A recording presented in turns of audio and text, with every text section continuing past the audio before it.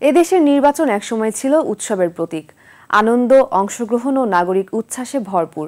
কিন্তু গত এক যুগ ধরে বাস্তবতা পাল্টে গেছে। নির্বাচন কেন্দ্র দখল, ভোটারদের ভয়ভীতি, বিরোধী প্রার্থীদের উপর হামলা, এসব যেন নির্বাচনী সংস্কৃতির নিয়মিত দৃশ্যে পরিণত হয়েছিল। কিন্তু ২০২৪ সালের জুলাইয়ের গণ আন্দোলনের পর রাজনৈতিক দৃশ্যে এসেছে বড় পরিবর্তন। এতে নতুন করে দেখা দিয়েছে আশার আলো। যুক্তরাষ্ট্রের এক নম্বর কিনছে পশ্চিম এখন আবারও বাংলাদেশে বসুন্ধরা আবাসিক এলাকা ও বসুন্ধরা সিটি শপিং মলে। আগামী ফেব্রুয়ারির জাতীয় নির্বাচনকে ঘিরে মানুষ আবার বিশ্বাস করতে চাইছে তাদের ভোটে নির্ধারিত হবে দেশের ভবিষ্যৎ। তাদের অংশগ্রহণে সত্যিকারের গণতন্ত্রের পথ তৈরি হবে।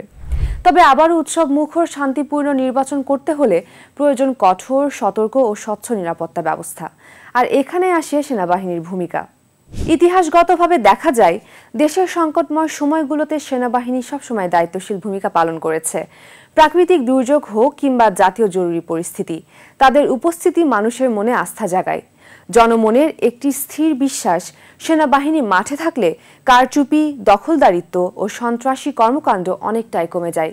এখনও অনেক এলাকায় রাজনৈতিক সহিংসতার আশঙ্কা আছে। কোথাও কোথাও অস্ত্রধারী ভাড়াটে বাহিনীর উপস্থিতিও চোখে পড়ে। এমন বাস্তবতায় নির্বাচনকে আবার উৎসবের রূপ দিতে হলে ভোটারদের দিতে হবে সম্পূর্ণ নিরাপত্তা। এই জায়গাটিতেই সেনাবাহিনী হতে পারে সবচেয়ে কার্যকর শক্তি। সেনাবাহিনীর পাশাপাশি পুলিশ, র্যাব, বিজিবি সব বাহিনীর সম্মিলিত ভূমিকা জরুরি। বাংলাদেশের মানুষ আবার ফিরতে চায় সেই পুরনো নির্বাচনী উৎসবে, চায় হাসি মুখে ভোট দিতে, নিজের মত প্রকাশ করতে, নিরাপদে গণতন্ত্রের চর্চায় অংশ নিতে।